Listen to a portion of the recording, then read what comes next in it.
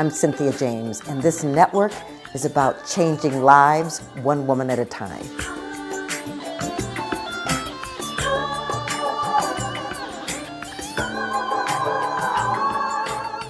Hello and welcome to Women Awakening.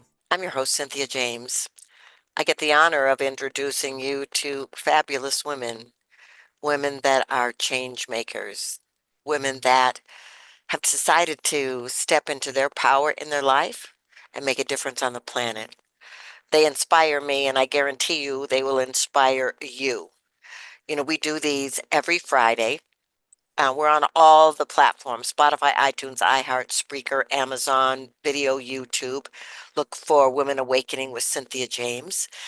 And also, you can go to my website, cynthiajames.net. There's a lot of things there to support you, gifts, and let you know what's going on in my world. My guest today is Allison J. Benjamin. She's an intuitive guide, a transformation coach, and an artist. And so for over 20 years, she's been pioneering voice in human potential movement. She's passionately advocating for mindfulness and healing and personal awakening. And through her teaching in spiritual counseling and Enneagram coaching, she shares an empowering message of overcoming life's challenges, healing from trauma and loss, awakening, activating authentic power, and unleashing creative energy.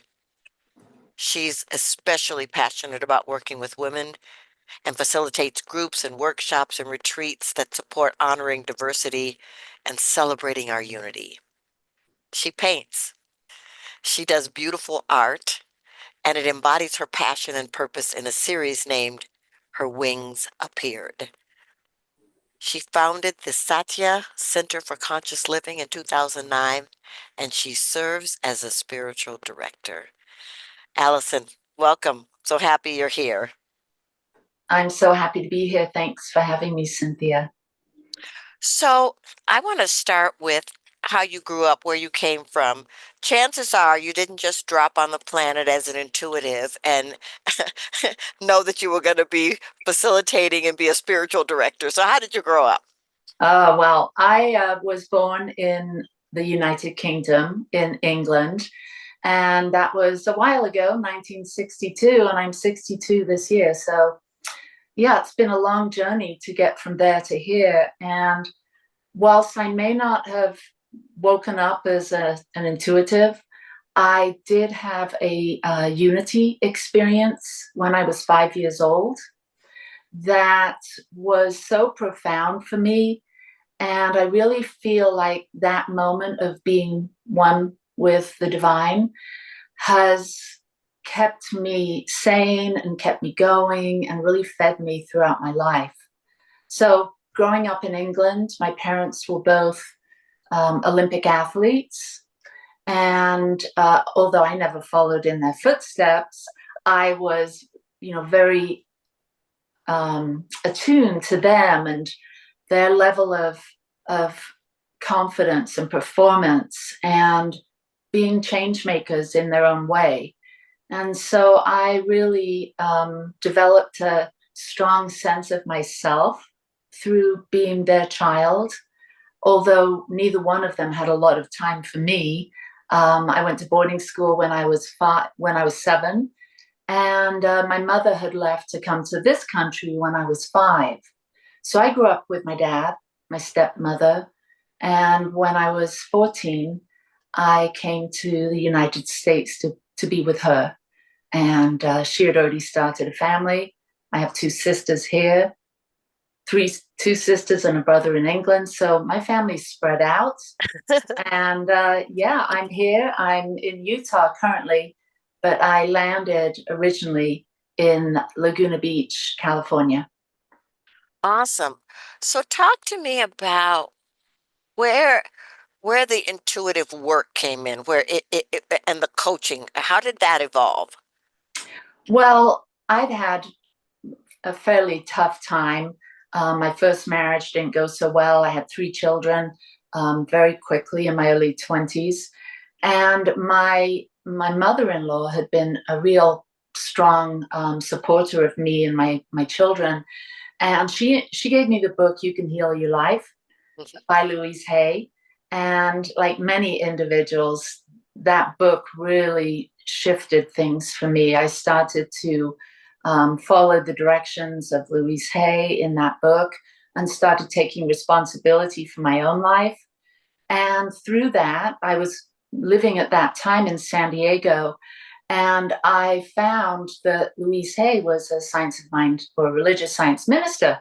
So, long story short, I found my way to the Vista Center, CSL, or wasn't CSL back then, but you know what I'm talking about. And so, a spiritual community that has its roots in the teachings of science of mind and spirit. And so diving into that community, I felt immediately like I was with my tribe, with people that were thinking outside the box, more connected with this something, this spiritual something that wasn't the God that was in other churches, or that's how I felt at the time. And so I dove in. I moved to Big Bear Lake and found another Science of Mind church or spiritual center there and started my practitioner training. And that really led practitioners in that philosophy are like spiritual counselors. And so I took that training and started women's groups. I started a spiritual growth group. And all the while, that moment when I was 5 years old, where I had that conversation with God, if you will, although there was no voice, it was more of a, an inner feeling of oneness. And I just brought all of that together and have been working with women and groups and for the, I don't know, 30 years now. Yeah, so for those who may not know, what does an intuitive guide do? How does an intuitive guide work? Well, my one of my main passions and my main practice for tapping into the divine or tapping into our higher self, our higher wisdom is through meditation. And so when I have a client that is interested in having a closer walk with the divine or a deeper spiritual experience, they'll book a session with me, and my practice is to lead them through meditation and have them connect with their own innate wisdom. And so my intuition that's developed over the years is then supporting them in finding their own intuitive inner voice. And so I work with people to help them create a space for themselves in the midst of their own life to be able to connect with inspiration and intuition and higher guidance that's available to all of us, but we may not give ourselves the time or create the space to develop that connection, that inner wisdom. And so my practice is to help them prioritize their meditation, their journaling, their movement within themselves to activate three centers of intelligence, which are common to, around the world. This isn't just a practice or a teaching from any one place, but we have wisdom in our guts, our intuition, our instincts. We have wisdom in our hearts, emotional intelligence. And obviously, we have the ability to think and reason and imagine. And so I help people engage those three centers of intelligence and to bring them in alignment, congruence in their lives so they're better decision makers, they're more clear on what's important to them. And I support them in in our sessions with tuning in and tapping in and having conversations about all of that. Well, I think it's so beautiful. And I just want to talk about because there are people out here who are in this audience who are more linear, more left brain, and yet are seeking to be more holistic, more open, and have problems meditating or going in, what do you tell them? Well, a few years ago, I came across the Enneagram, and I'd heard about it a decade or so ago, and it just seemed like a very complicated system and too much and very left brain. Um, and so I kind of dismissed it at that time, busy with other things. And then about 2.5 years ago, I took a training course and became a coach and a teacher of the Enneagram.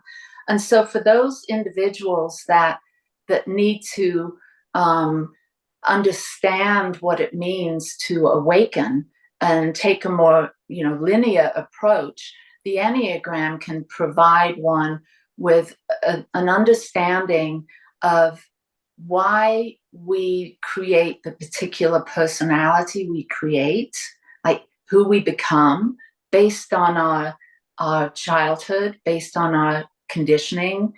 And so I'm able, and many can, find a sense of this personality structure that we all have one. And then through that understanding our personality and that structure and what moves us and motivates us and why we do what we do, why we get stuck in certain places, then it gives one an opportunity to realize there's something deeper than this personality. There's a witnessing presence, that I'm not just my mind and my body and my personality, that I have a deeper something, a soul.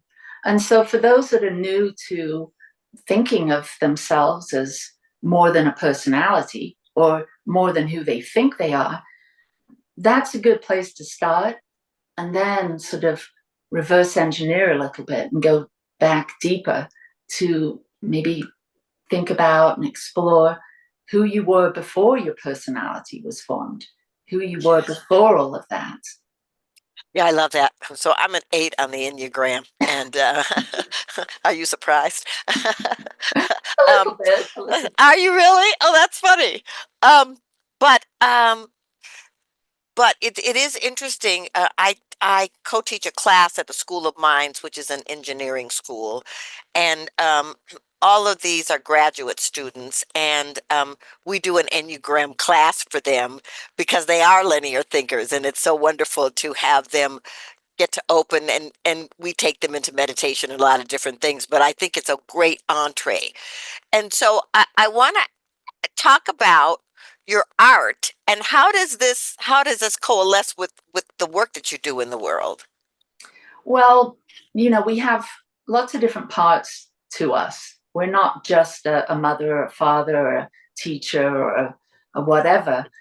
So I have a lot of sort of lanes and spaces I occupy, and the artist has always been alive in me. It's something that I've always found as a child, drawing and scribbling and doodling, and always found that to be a deeply meditative experience. Not that I would have called it that as a child, it was a way of comforting myself. And so, with that constant, opportunity to express myself with simply a pencil and a piece of paper, um, other medium like acrylic and oil and watercolors and pastels. I've always been drawn to collecting those things and having a big inventory of those things because I love just to express myself. So for most of my young life and um, high school days, I took art classes and was more in that lane versus growing up in a very athletic family. I found myself to be more in that artistic space. And so once I found meditation and science of mind and the spiritual path, I began drawing things that represented how I was feeling on the inside, sort of my inner landscape. And so I started drawing female forms, goddesses, if you will, and it became sort of an obsession. I just painted and draw and doodled, and then I created cards, and then I started writing poems to go along with these women. And then a couple of years ago, they actually, it's as though they have a life of their own, but they do. They actually started to grow wings. And so I started Ah, painting wings on them. And so I really connect. I find my art is a way of me connecting with my higher self. And it's almost as though I gain inspiration, or I gain the skill to paint in a certain way or mix certain colors that represent um, a lot to me. Colors represent different emotions, different feelings. I love to paint natural elements, such as things that represent earth, water, air, fire. And so I feel like my art is a representation of who we all are as as physical beings, as spiritual beings. And so my art usually ends up in people's homes, in the form of a greeting card or a calendar, or if they come to one of my art exhibits, they may buy an original or prints. And my art usually appeals to women that are on the spiritual path, that either read a poem or see my art and feel an awakening within them that stirs them to feel those innate qualities such as peace and joy and love and creativity, those higher qualities that we sort of assign to the divine or God. And so my art is a way of bringing people into a more peaceful place, a more loving place, a place of compassion. And that, so my art, my women's group, the classes I teach, the workshops, they all have a theme that, like, they weave in together and they connect with this common theme of self empowerment. And I someone asked me what my art was all about, and so I wrote a poem, and I could read it for you if that well, would. I would love that. But before you do, let me ask you this. Do you think the angelic realms support you? Absolutely. I believe there's so many dimensions, so many realms, and that we can tap into those.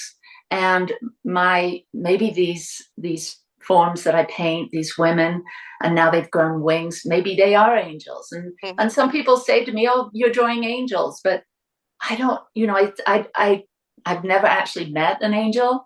Maybe I've felt the energy of the angelic realm. So my figures, my women, they're not angels, but they might be angels. Right. Got it. Okay. I'd love to hear your poem. Okay, well, I have a couple, but this is the one I called the goddess, because I live here in Utah, and coming from California, it was a bit of a harsh reality. I'm not the predominant faith of LDS or Mormon, and so a lot of people that would come see my shows would get a little freaked out seeing these women, and with breasts, and because I paint all of our, the whole form. And so I thought, I'm going to write a poem so they understand. So this is how it goes. What is a goddess, you may ask? A pagan idol from days gone past, a mythical creature, a witch or a fairy? Whatever she is, there are those that are wary. A goddess is a symbol of beauty and love, with a sense of being able to rise above mindless judgment and fear based thought that through the ages we have been taught. She's an expression of joy, spirit, and freedom, of peace, acceptance, grace, and compassion. She is defined by no one except herself. She embodies a richness far surpassing wealth. Of any age, she remains sensual and feminine, a diva divine, whatever mood she's in. She will be there, a confidant and friend. These are her gifts on which one can depend. Her strengths are many and her wisdom deep. Trust in her, for your secrets she will keep. So please look within and trust you will find an inner goddess of the rarest kind. Oh, that's beautiful. Really Mhm. beautiful. Thank you so much. Oh, you're so welcome. So here you are in Utah. When did you find the Satya Center for Conscious Living, and how's that going in a place that is surrounded by different belief systems? Absolutely. Well, um, I became a minister in '09 of Science of Mind or New Thought. And we had moved to Utah from Big Bear Lake, California in '03. And so I had a few years of trying to figure out. There were no um, churches or spiritual centers near me. There was one in Salt Lake. We would go to that once in a while. But I felt like I needed something close. So I started a discussion group, a metaphysical discussion group, and that sort of morphed and changed. And when I became a minister, I decided to start a center and offer a Sunday um, gathering. And that formed and grew and became classes and other practitioners and training practitioners. And so we built a spiritual community here and that went on really well for many years until the pandemic. And then, like everyone, we had to close our doors and do something a bit different. So we've gone online primarily. We do have a women's group that meets monthly, and so I do a podcast now called Growing Edge Live, and that's where I get a chance to be. That's my ministry now. So even though we still do classes and workshops, I do online things for our community and we meet as a women's group. Most of my energy and my ministry is now Growing Edge Live. Yeah, well, that's beautiful. I'm an ordained minister too, and I remember when I told my mother that I was going to be a minister, the first thing she said was, "But you're a woman." And and then um, um, we had many conversations about being a female spiritual leader. I was teaching a class last night and I was talking about when the Council of Nicaea came together to put the books in the Bible, it took out all the books that talked about women in leadership and women in power. And so, since you work with so many women, how do you nurture them to really be in their own power and to bring their own voices in a time where women can feel a little concerned? Yeah, well, I never really felt um, restricted by a lot of the things that I hear people um, feeling the pressure of. I always felt equal to anyone, any man. So when the idea of becoming a minister came up, I never even thought. It didn't even occur to me. I mean, it was not a thing. It's never really been a thing for me. I don't. Um, I think whether I was coaching a male or a female, it would be the same. Um, I I think that women have a great potential to be in leadership.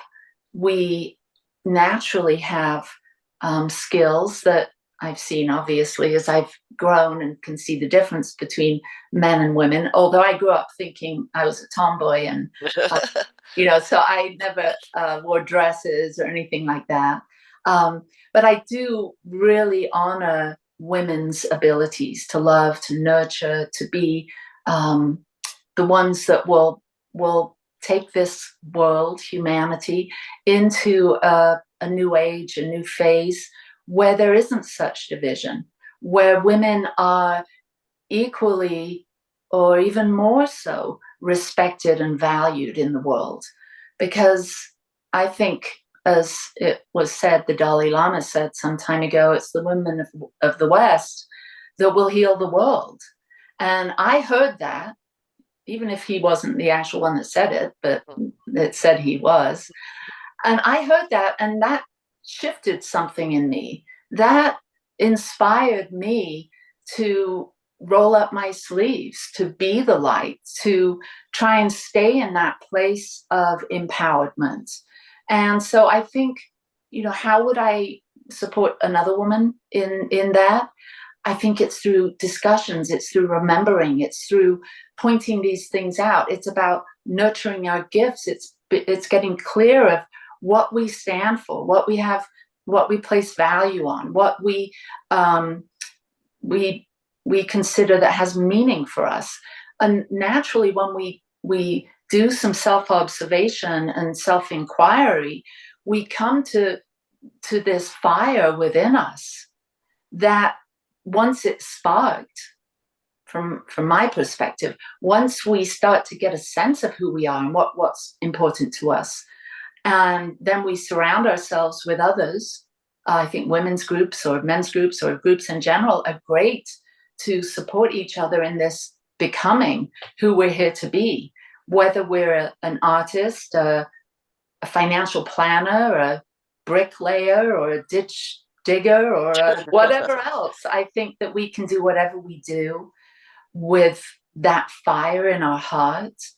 And I think during times like this, when I don't know about you, but in my area, there's a lot of people that are devastated and concerned and sad about the world. They turn on the news and they hear things that could make them feel disempowered. When I take that, this time between when one thing's ended and something's about to begin, this sort of space in between, this liminal space, as an opportunity to start, flexing and stretching and growing and becoming clearer on who we are and what ours is to do. Well, I love that. Tell us how we find you and your work in the world. Well, I'm on social media on Instagram and Facebook at Allie J. Benjamin or Allison J. Benjamin. And I have a website, AllisonJBenjamin.com. And you can find me there and look into some of the things I do as far as intuitive counseling, coaching, and Enneagram teaching. Love it. So I ask the same last question of every guest. This show is called Women Awakening. What do you think is the most important thing about women awakening at this moment? Well, I think it's really about starting at the very beginning with ourselves, knowing that we're loved, we're lovable, and really establishing that strong sense of who we are in terms of love and cultivating and nurturing our connection with ourselves. And so identifying with love, being the presence of love, extending compassion, pausing when we get triggered before we react with out of fear or sadness or aggression, but take a pause and respond with love and with strength and truth. That's what I think the women of the world need now, is to know that they're powerful, they're strong, they have a voice. It matters, it's needed, and it's our time. Beautiful. Well, thank you so much, Allison. Thank you for being here and for the work that you do in the world. Really appreciate it. Thank you, Cynthia. Namaste. All right, ladies, I close this show the same way with the same message but different words. This really is your time. You're here because you're important. You're here because you matter. You're here because your voice, your energy, and your gifts are essential for evolution. So make no mistake that there's nothing and no one outside of you that can stop the unfolding of your gifts. I'm so grateful to be with you every week. I'm so grateful to share other women with you. I love you, and I will see you soon.